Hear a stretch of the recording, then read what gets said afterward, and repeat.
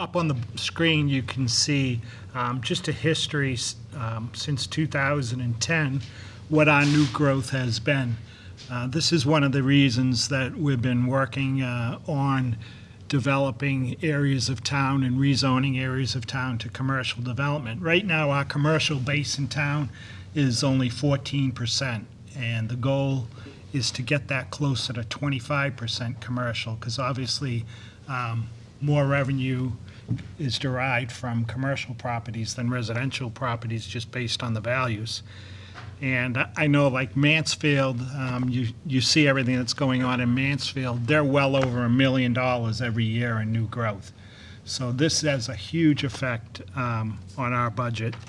And the more we do, the West Main Street project hopefully is going to spur some more development. The West Main Street sewer project will spur some more development along that area of West Main Street that will generate more tax revenue. And the industrial area down off of Leonard Street hopefully will be developed quickly and develop more tax revenue. So that's really important to us, the new growth figure.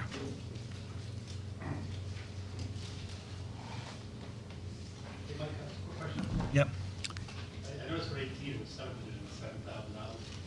I mean, I guess that sounded low to me, only given the new building on 140, the ice cream place. That is that already included in there? Or they actually have a TIF. Oh, so that's that. Right.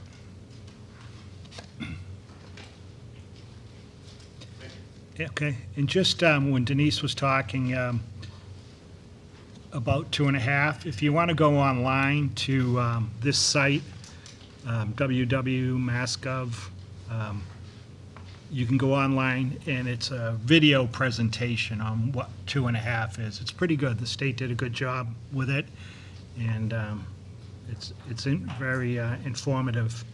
And just one other thing, if you want to, they have also a presentation on new growth on their website as well. It's interesting. It tells you how it all works and what they're looking for. So that might help too, to see what it is. And just provided here, this is a list of the top 10 taxpayers in town. Auto Parts International, 274 East Main Street, the apartments, is number 2. Horizon Beverage is 3. SSI Norton Partners Property LLC, that's the former Cisco building. T-Mobile, the Norton Glen, the TPC, the Norton Senior Health LLC, and Plantation Products on South Washington, and Bay State Gas. So those are our top 10 taxpayers last year. And Denise, did you just want to talk about the next thing on that section? You can see the Prop 2.5 debt exclusion. That's for the high school project. So the debt exclusion is that, the town votes to approve the increase to the levy, and that pays for the capital projects. So, I don't know what else. Thanks. And it has an end date. Just if I could, we're live on TV, so if you're going to ask a question, can you come up to the microphone so they can hear you at home? Just a quick question. Could you just explain the difference between the 3 different estimated columns for Gov, House, and SWM? Yeah, sure. The process that the state follows, we have cherry sheets, they call them, which we'll show you in a few minutes. And the first cherry sheet that comes out is the governor's estimated revenues and expenses that are on the cherry sheet for each community. Then the House, they debate it, and they make some changes. And then the Senate, Ways and Means, makes some changes. And to this point, we still don't know what our cherry sheet is actually going to be next year, because then they have to have a conference committee, the House and Senate, get together and work out their differences, and then come up with an ultimate cherry sheet for this year, which will list state aid to the cities and towns.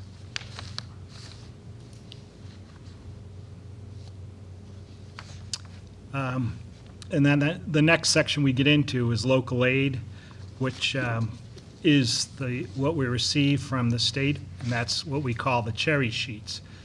And when we present the budget to the Finance Committee, we obviously are starting with the governor's cherry budget proposal. And in the budget proposal, you can see our Chapter 70 aid, our charter tuition reimbursement, and our school choice receiving tuition. And so the total you'll see is $13,445,287.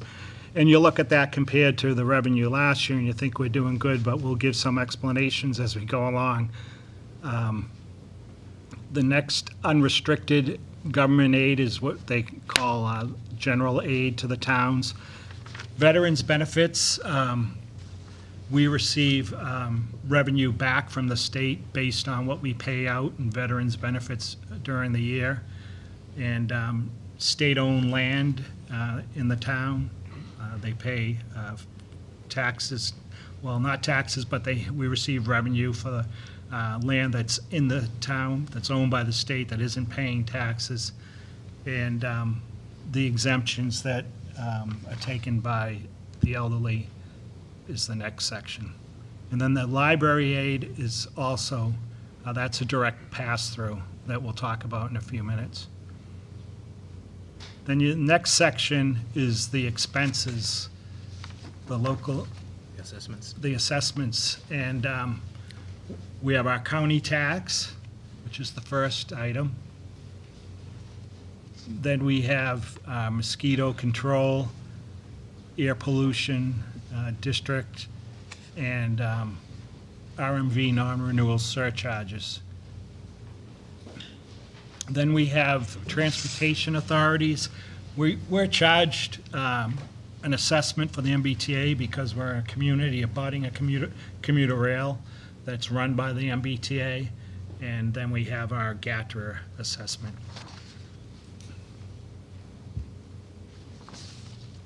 So and then we have our school choice sending tuition and our charter school sending tuition. So you can see that our total estimated charges increased from $1,894,870 to $2,205,059. And this next sheet will explain to you why we're not so concerned about waiting till we know what the final cherry sheet numbers are going to be each year, because we don't benefit that much from the cherry sheet. If you look at the comparison from 18 to 19,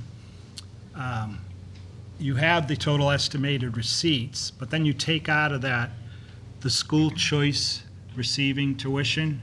That's a direct pass-through to the school department. So though that went up $227,183, that isn't counted as a revenue source because that goes directly to the schools and can only be used by the schools. The next one like that is the library. The $24,516 isn't counted as a revenue source. It goes directly to the library. So the balance of receipts, after you take those increases out, you can see that and then the estimated charges coming off the receipts, you can see that our net local aid for this year is actually $119,000 less than it was the previous year.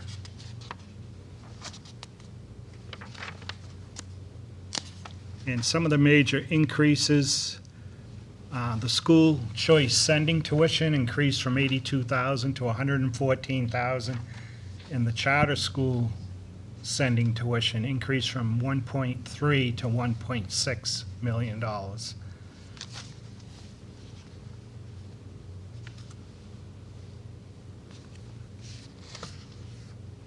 The next item on the revenue and expenditure sheet, going back up, is local receipts. So we look at our receipts over the previous years and determine what they've been averaging and what we think we can increase them to or reduce them based on the averages and what we see happening. And I know that when the accountant and the assessor sit with the DOR, Department of Revenue, to set the tax rate, they're very particular about looking at your local receipts.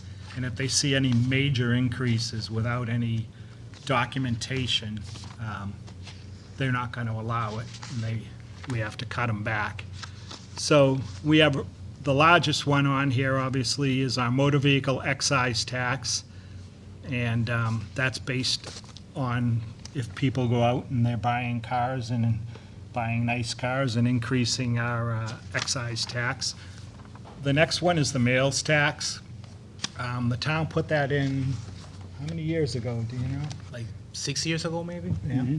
And that's directly, every quarter we get a payment from the state. This is the meals tax from the restaurants. So that's directly deposited into our account every quarter. The rooms tax is from the motel. Mobile homes pay an excise tax, which is the $26,000. And penalty interest on taxes and excises, Kathy, what is the penalty and interest? Well, it depends on the tax that's late. If it's an excise tax bill, they're taxed at, the interest rate is 12%, but the demand charge is $15 for both bills. And if their real estate taxes are late, it is at 14% interest. So that's where we kind of look at those numbers and estimate those as best we can. And pilots are payment in lieu of taxes. James, what's that for mostly? I believe that's mostly for the Housing Authority. Am I right? Is there another one other than the Housing Authority that's paying payments in lieu of taxes? We have a There's a few, couple. there's a few of them. But the biggest one is the Housing Authority, right? I believe so, yes. And other charges for services is police details? It's the administrative fee that we charge the companies for the police details. And fees? Those are all the local fees that are collected within Town Hall. Let me look exactly which one would be the biggest one there. Municipal lien certificates is one of the biggest ones that makes that up.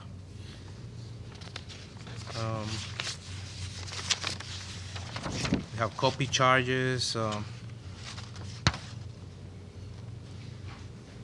police miscellaneous receipts, and all of the minor COBRA insurance administration fees go into that account. But the biggest part of that is the municipal lien certificates and the town clerk miscellaneous fees.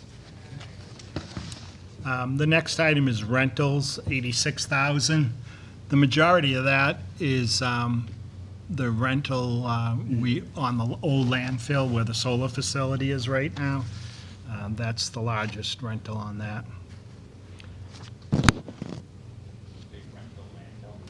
They rent the landfill from us and pay us a pilot of $40,000 a year. Shane would have to tell me how to get rid of the color, but. What was that?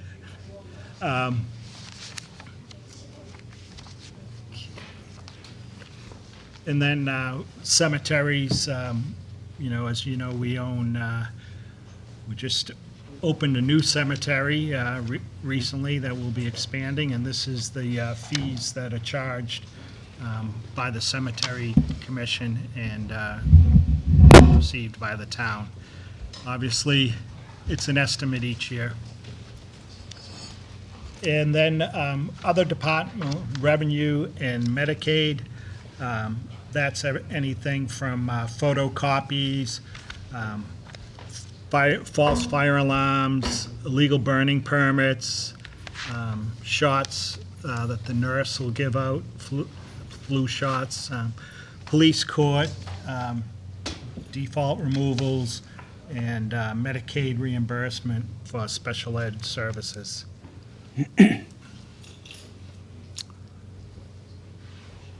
Then the next one is licenses and permits. This is for all the building permits, all the licenses that the selectmen issue, the fire, any licenses the fire department gives out, or the Board of Health, trench permits, and if you look at that, you'll see the 1 year that is a lot larger, 2,226,190. That was the year that we received the permit fee from Alnylam from $1.5 million. So that was a one-time bump in our licenses and permits. Special assessments, sewer betterments. This is the Winnicott, Kathy? Yes. This is back when storage went into the Winnicott area. The town funded that, and this is payment on the loan for that. This is revenue that comes back in to pay the loan. Payments from the homeowners. Right. And fines and forfeits, just any fine, Fees. parking tickets, whatever. Investment income, that's from investments that Kathy makes during the year, and The rates are going up, so Yeah. that's a good thing. good thing in one way, bad in another. Bad in another. And the miscellaneous recurring, James? That is the GATRA reimbursement from Wheaton College to the town. They contribute $19,500 a year Okay. for that. So you see the totals without water, our estimated receipts this year, $4,157,500. The water and sewer are separate. You'll see $3,308,336 for water and $1,546,269 for sewer. Water and sewer enterprise accounts, so no tax revenue goes to the water or sewer department. They're fully funded by the water and sewer fees that they charge.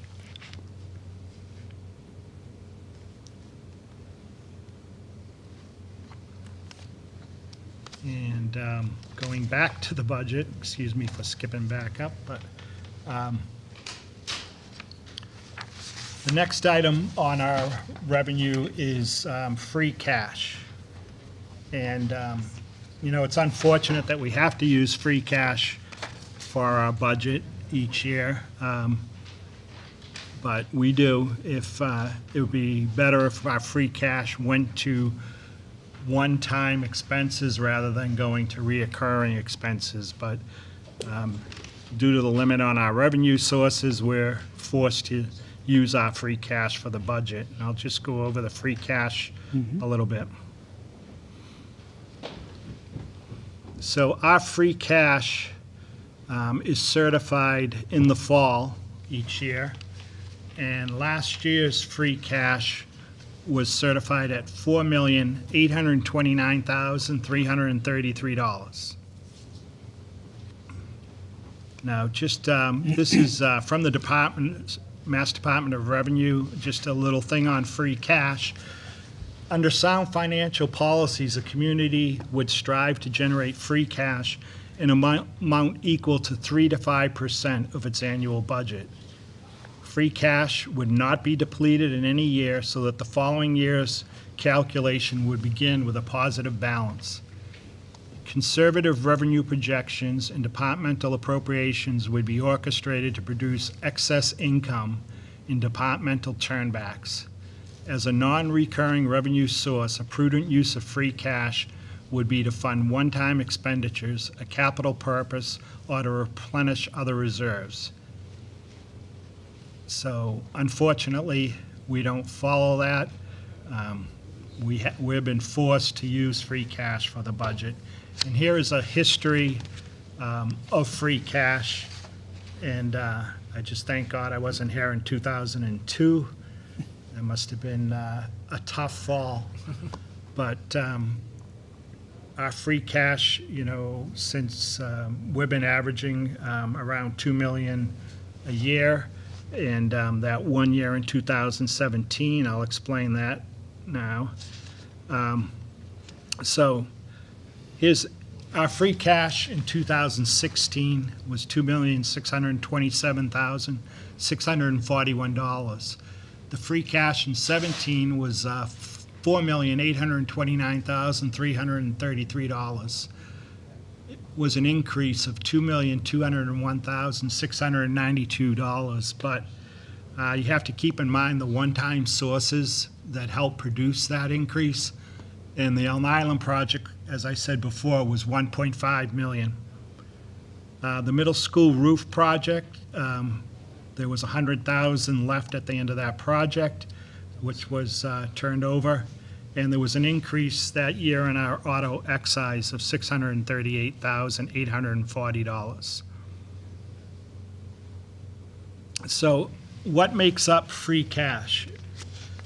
Well, that $4,829,000 was made up of local receipts that were higher than anticipated of $3,277,836, and appropriation returns of $1,148,845. The closeout of the middle school roof was $100,000, and the unused free cash, $255,361.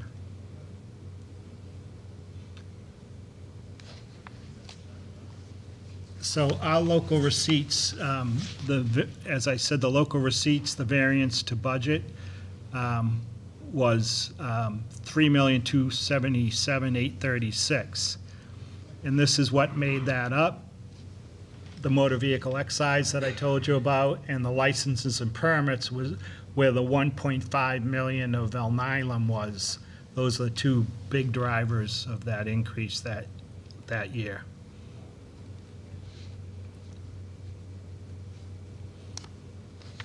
And then the next item that makes up the free cash is turnbacks. So turnbacks are when budgeted amounts come in under what the budget was, and those revenues are turned back and become certified as free cash. The first was under the fixed and shared, debt interest, and benefits, unemployment, miscellaneous, insurance, gas and fuel, $603,000. We had made a change in a lot of that would have to do with the health insurance. We had made a change in our health insurance. We changed our health insurance in a way that saved $1 million a year. We increased co-pays and deductibles. And two, we provided an opt-out. So people that were on the health insurance would receive a payment for opting out of the health insurance. So that's one of the drivers. And then obviously, when Kathy prepares her budget each year, she doesn't know how many young people that are on single are going to become family and vice versa. So. And then the general government turnbacks, 145,000, public safety, 192. Public Works, including snow and street lights, 7,000. Human Services, 26,000. And Culture, Recreation, including the library and the Memorial Veterans Day, $1,000. And the Norton School Department, 17,526. So all those turnbacks plus the receipts coming in above what was anticipated, that's how you develop the free cash.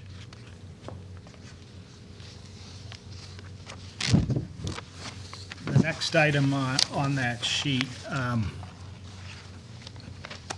after the free cash, you have, we receive $100,000 from the Hicks Fund. This is a fund that was developed by Cyrus Hicks years ago, and it's used for maintenance of the cemeteries. And it's been $100,000 ever since I've been here. So the next item, ambulance receipts. We have as you know, we operate our own ambulance service, and the receipts from that are used to purchase anytime we need to purchase a new ambulance, we're able to pay cash for those. We don't have to go out and borrow. And it also covers salaries of, portion of salaries of firefighters that work on the ambulance. And we increased that. It was 500,000, and we did increase it not too long ago to 600,000. And the dog fund provides $10,000 to the budget, and the septic betterments, 60,000. We received a small amount, wetlands protection from money that's raised through projects through the Conservation Commission. And debt exclusion premiums of $17,665. Obviously, that goes away when the debt exclusion above goes away. The next two items, as I mentioned before, water and sewer enterprise. So water and sewer has to pay fees to us for the services that we provide for them.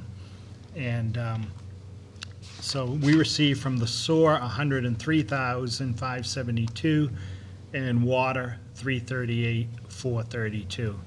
And that's based on anyone that's in the water and sewer department that has health insurance pays they're assessed 100% of that cost. And then based on how much the sewer department's budget is or the water department's budget is as a percentage of the entire town budget, they pay for certain other items such as the town accountant services, treasurer collector services, town manager. IT services are also a percentage. They pay direct for any health insurance, life insurance, and insurance deductibles, and any building rentals if they had them. But everything else is based on a percentage of, for the 4.59% for certain things, prorata share. And when you look at the sewer budget, it's a much smaller budget than the water department, so most of those percentages are down around 1.76.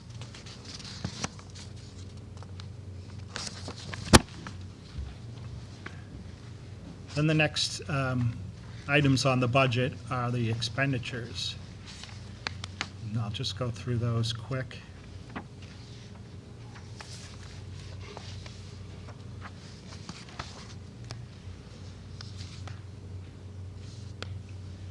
Overlay reserve of $300,000. This is money that's set aside for the assessors each year to pay for any settlements that may have to happen during the year or decisions by the courts for people that challenge their assessment. As I said earlier, the local aid to the library, $25,042, that comes off because that's a direct pass-through. The $519,937 school choice receiving tuition comes off because that's a direct pass-through to the school department. And then the county assessments, the state assessments, the transportation that we talked about earlier, other state charges, then the charter school tuition, and the school choice tuition, that all comes off. So the total coming off our revenue is $3,019,528. That comes off what we had of $58,661,000. So then we know where we're starting from. The next thing we look at is fixed and shared expenses.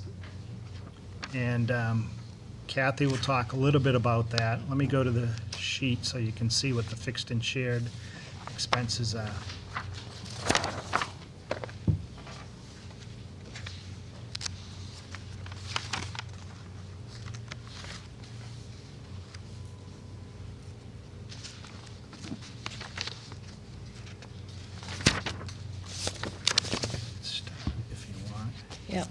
So the first one on there is the maturing debt, and those are pretty much fixed costs. I get schedules when we borrow money, like for instance, when we borrowed the 6 million, I got a couple different loans for the high school. So say the first one was 6,550,000, which was borrowed back in 2011. I get a schedule from the company that bids, whether it's a U.S. bank or another bank. And then every year I go through and I have to post what's principal and interest payments that are due throughout the year. So that schedule, I do it, and then I think right now I have it through 2035, I think. It's this big, huge spreadsheet. If you'd like to see it at some point, I can show it to you, but it's huge. Hopefully I won't be here in 2035 to see that final payment of whatever loan that was. Actually, I can look on here and tell you, oh, it's from the Clean Water Trust. So it was part of the school project that went against the Clean Water Trust. So I go through and I post and I redouble check to make sure that my principal and interest payments are accurate. And then I have to budget for any borrowing that I might think may come up throughout the year. Like for instance, when we just approved the library borrowing of I think it was 425,000. Actually, if I look on my sheet, I can tell you here it is. Yeah, so that 425,000, that's a short-term note, so I have to estimate what the principal payment and what the interest may be.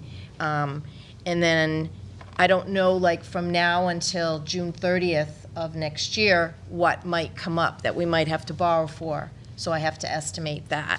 So when I give my figures to the town manager, that's where the figures come up with for the debt portion of that. And then the other big piece that I have to work on is the insurance. And it is a very challenging one because, I take the enrollment as of today, but I don't know how many people are going to retire at under 65 and stay on a family plan.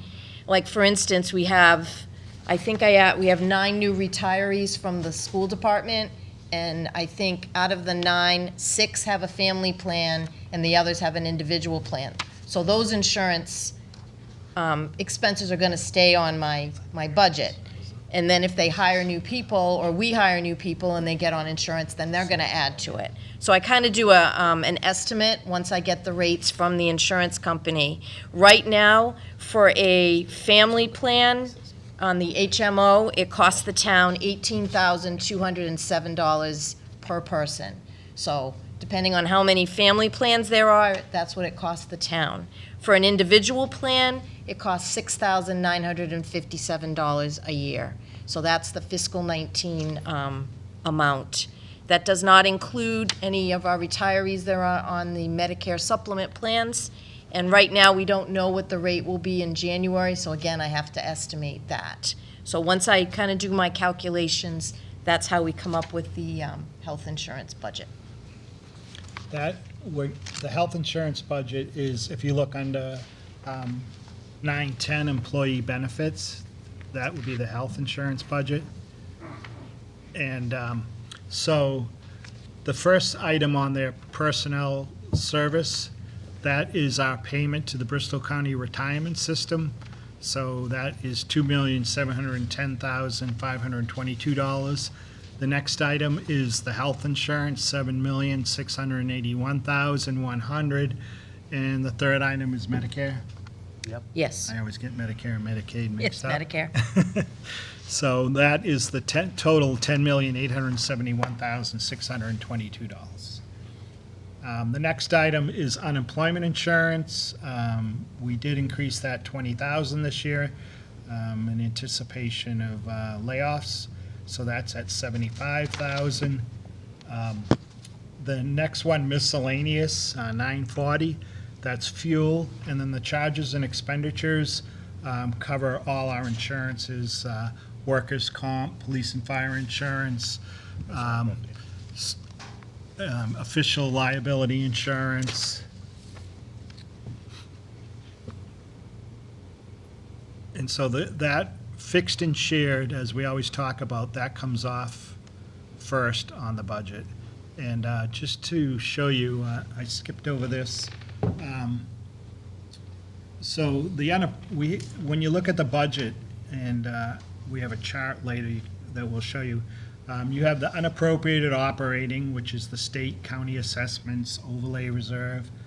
Then what we just talked about, the fixed and shared. Then the other schools, Southeastern Regional, Bristol County Agricultural, and then general government.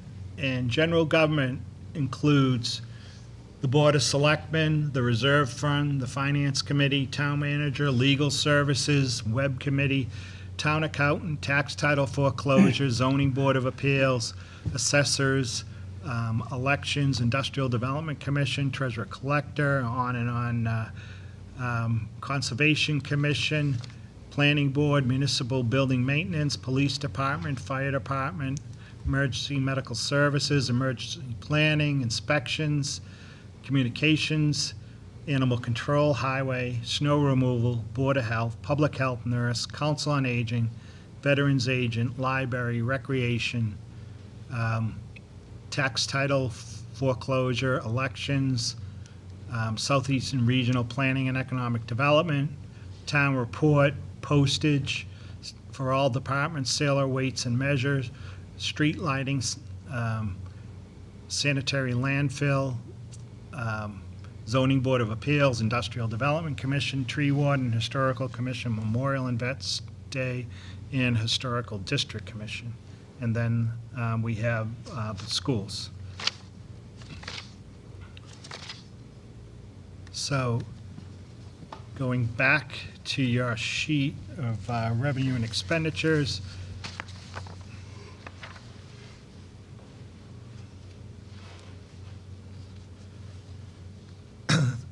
the fixed and shared, you can see, is the 13,914,924. That was reduced, the recommendation was greater, but that was reduced at town meeting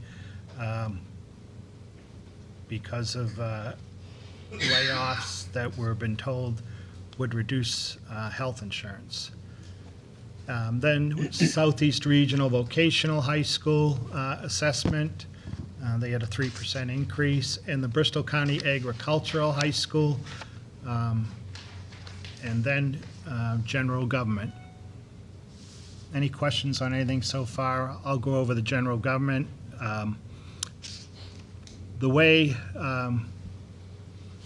that I work on my budget, all department heads were told this year to provide me with a level services budget and also provide me with a budget that if we had money available, what were things that they would have liked to add.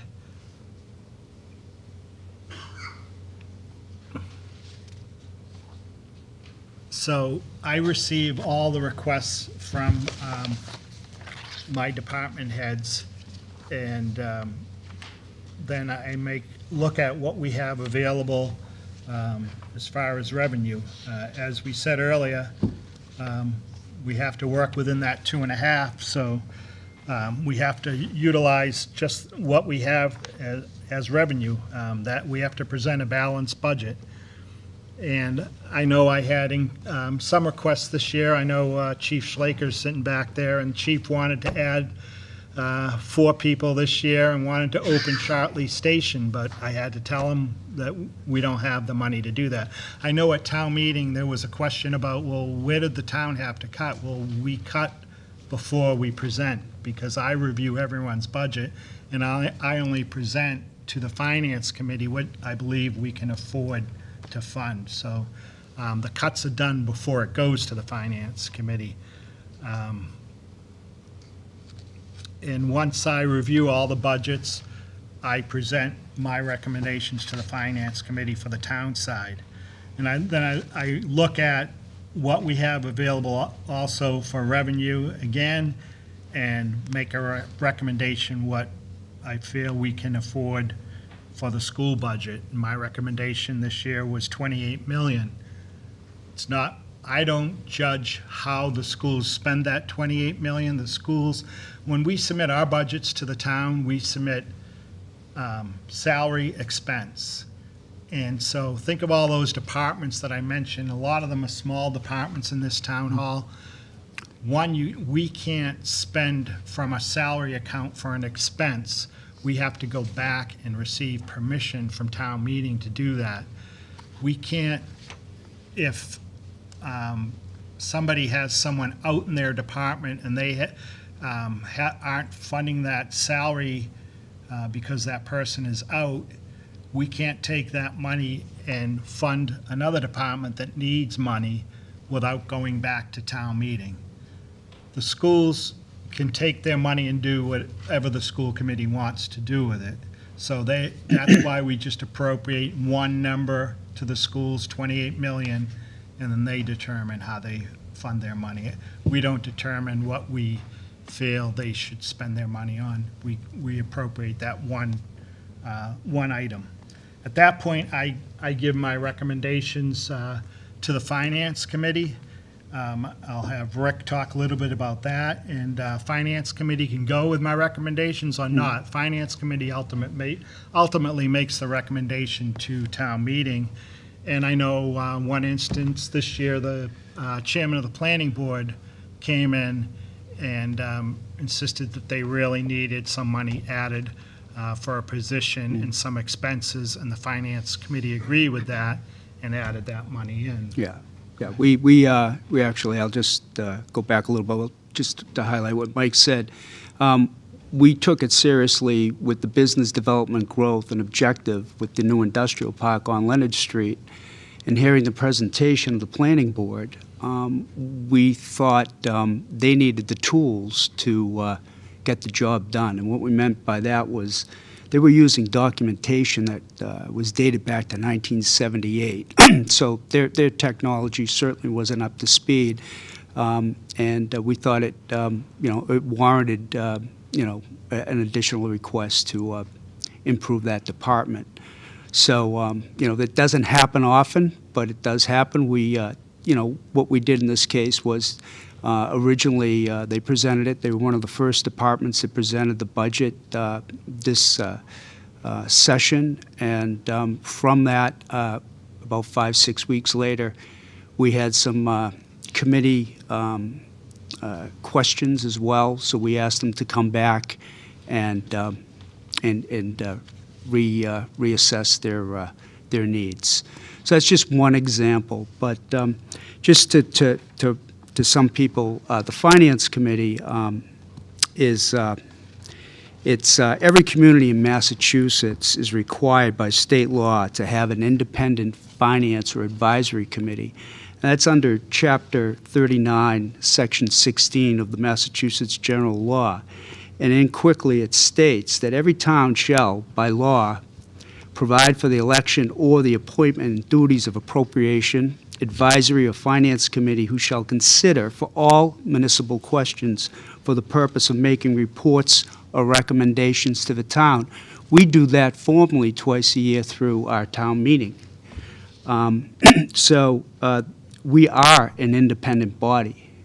We're made up, in this town, in Norton, we're made up of 11 volunteer members.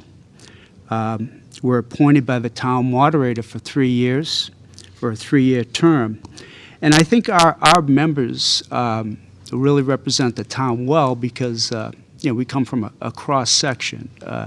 Professionally, we have people that are in the banking and financial field, but we also have people in the education field, retirees, business people in the insurance field, the energy field. We have obviously parents, and we have a cross-section of age and a cross-section of experience as well. Some of our members have been on just for a year or 2 years. They're on their first term. And we have 2 members that, quite frankly, their institutional knowledge is unmatched in any town. We're really lucky to have both Tom and Paul and Tom on the committee. And it shows when we really need to look at this budget and make some tough choices. So, but our duty, and really it's primarily budget development and review. And And we do it in a couple of different ways. Obviously, as Mike touched upon, through his budget process up front. He does the number crunching, what's there, what's available. We come back, he presents it to us. We in turn look at it, and, you know, massage some of the numbers, but, you know, ask critical questions, and we'll have departments come back as well subsequently 2 or 3 times. So that's really what we do.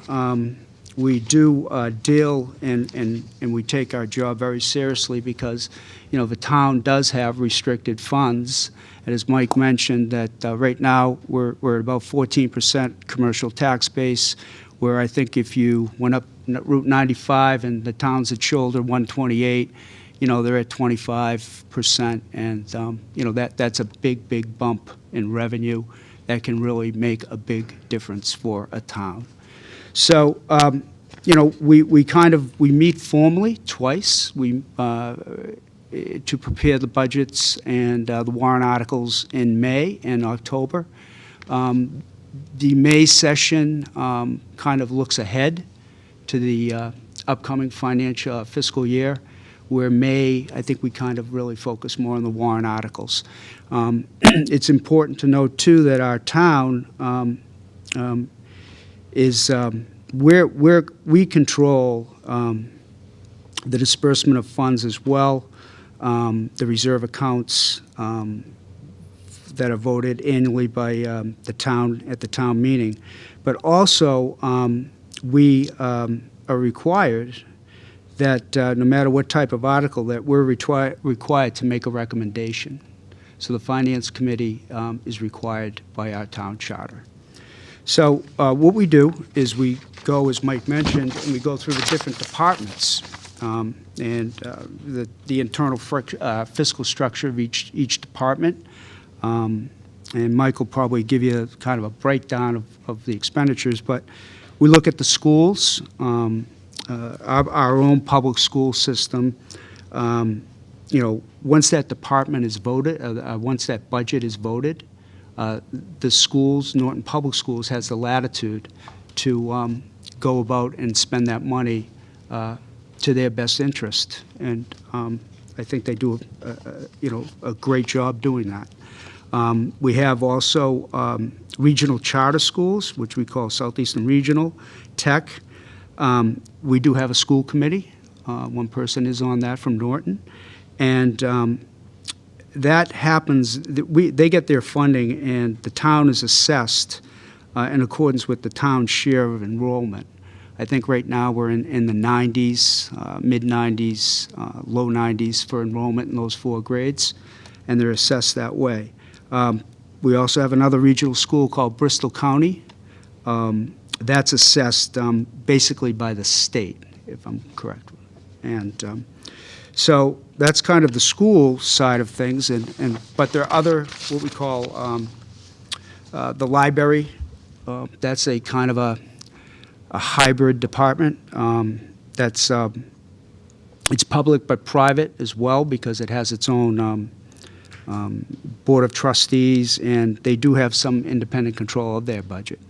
But it's important to note that they do have objectives or guidelines that they have to meet their funding.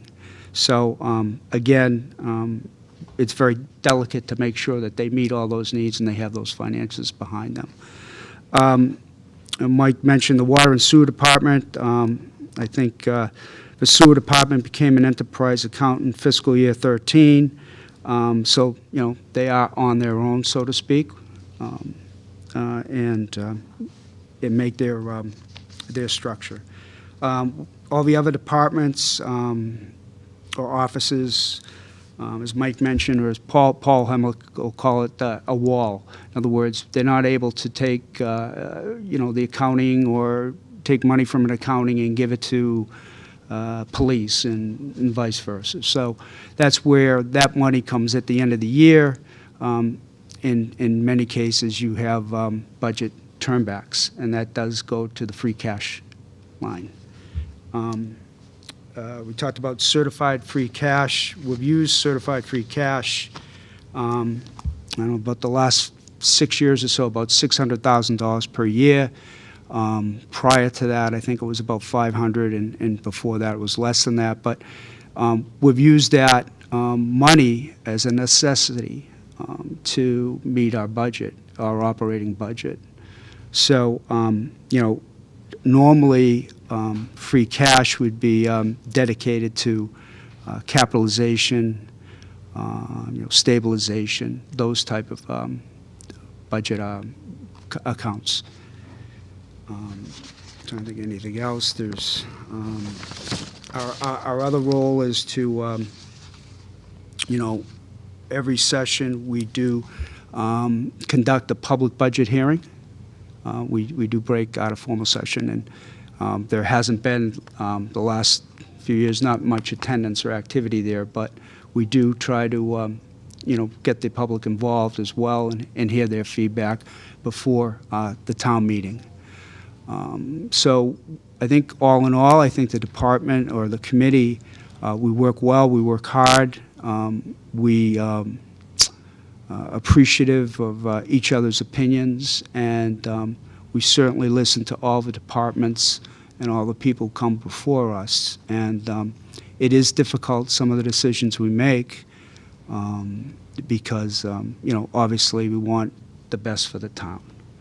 But, so that's kind of it, what we do as far as the scope of work and how we work together.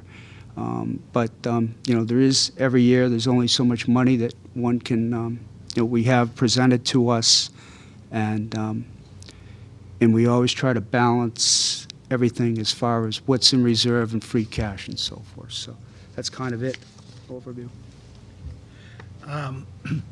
And as Rick, they have many meetings. Did you mention how many meetings you had this year about, Rick? Yeah, we had, last fiscal year, we had 25 meetings.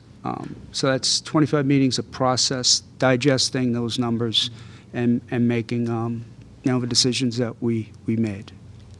And, the concern is that you have this board that reviews the budgets all through the year and makes a recommendation, and then I'm always concerned about amendments on the town meeting floor at the last minute, because they've looked at everything. They know where the money is. They know what can be afforded.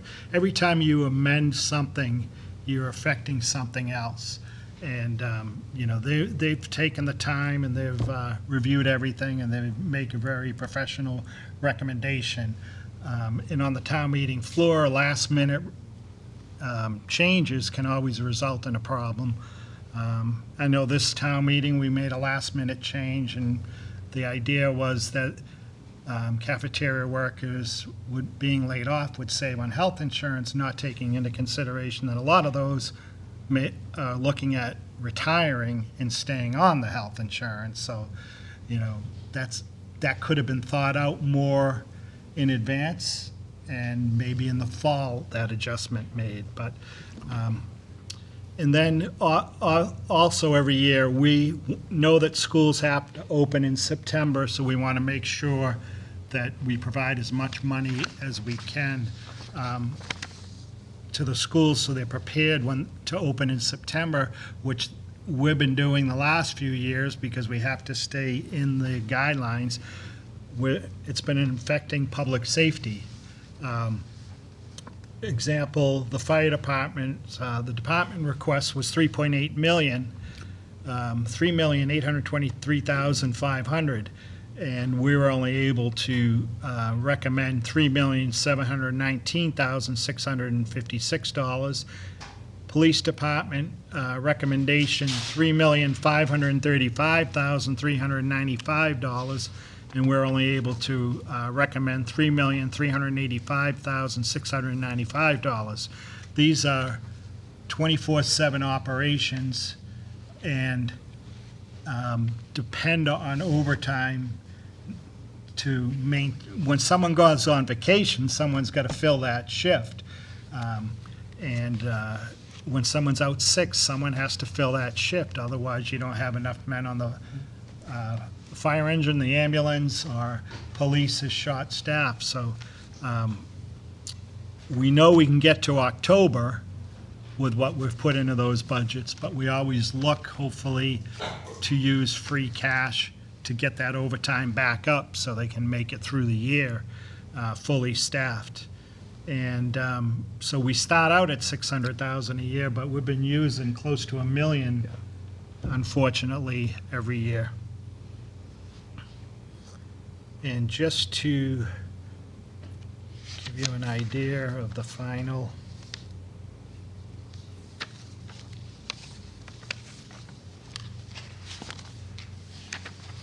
so this is how the budget breaks out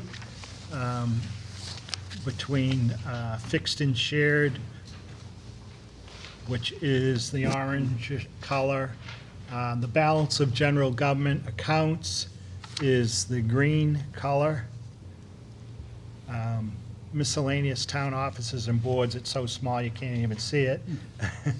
The Norton Public Schools would be the dark purple, and the light purple is Southeastern Regional and Bristol Aggie. So the fixed and shared are 25.288% of the budget. The balance of general government accounts, 21.416. Fixed general government expense, 0.858. Miscellaneous town offices and boards, it's not even worth mentioning. It's $5,210, so it's not even a percent. Norton Public Schools, 50.365%, and the regional school and Bristol Agricultural, 2.64% of the budget.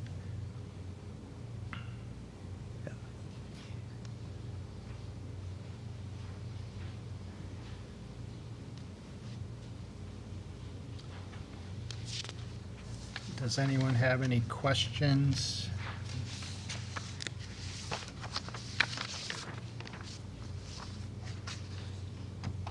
Anyone else have any? I was just going to make one comment that out of all the departments that come before us, I think the school department probably has the most fluid budget, or I guess probably unpredictable maybe is another way to describe it.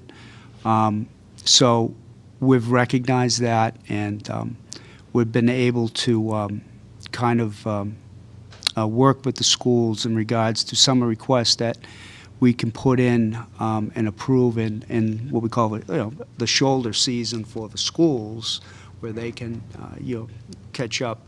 Their most important factors, the employee, the teachers, is you can't hire someone in mid-year for a school, prepare for a school. So I think the Finance Committee has done a pretty good job of recognizing that and stepping up with, I think since 2014, I think I have it here in front of me, a total of budget supplement requests from the schools.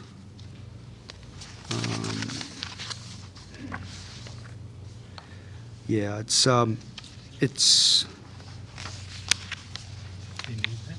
so back in 15 was 75,000, FY16 181, 17 225,000, and FY18 to 129,000. That's right. Is it 290? Yeah, it's at total, right? 291? Yep. So, we try to, it's just an example that we try to recognize those department needs and try to find the monies, in those cases, like we did with the planning board.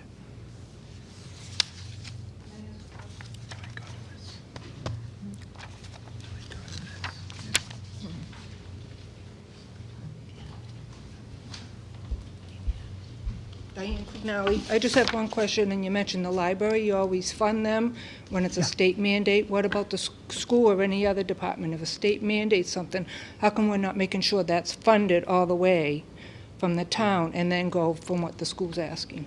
Or any department, Right, if it's right. a state mandate? It's a good question. I think to do that, you'd have to back up the numbers, and I think there's a history and a trend where Mike can elaborate the percentages, but I think that pie chart expressed it. The school is given the budget, that number, and it's tough. It's tough because it's general education versus special education, and no one wins, really, if But you the kind of state's cut it mandating up. so much Right. to do, we Right. should be able to fund that and not take away from the general.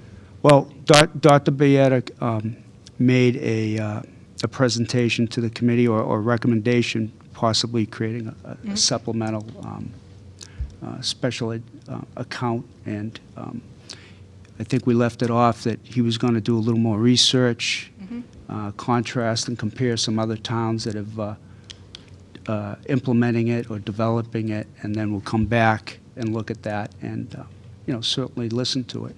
Okay, it just seems we're always short, and Yeah, these days special ed is so much more that we're taking Right. away from the rest.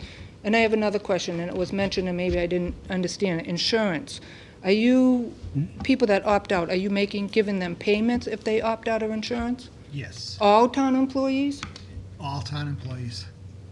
What's that opt-out? Because I was opt-out. I was on the insurance committee, and I was never aware of that.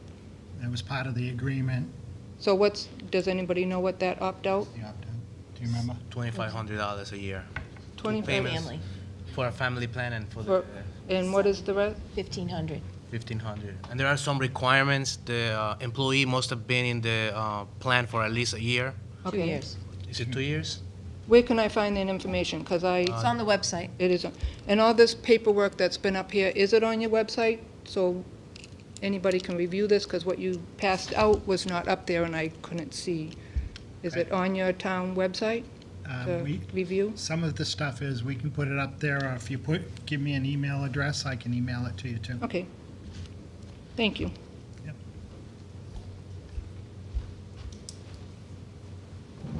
Any other questions? Well, thank you. If you think of anything afterwards, you can always email me at myunits@nortonma.org, and I'll be glad to answer your questions. Thank you. thanks.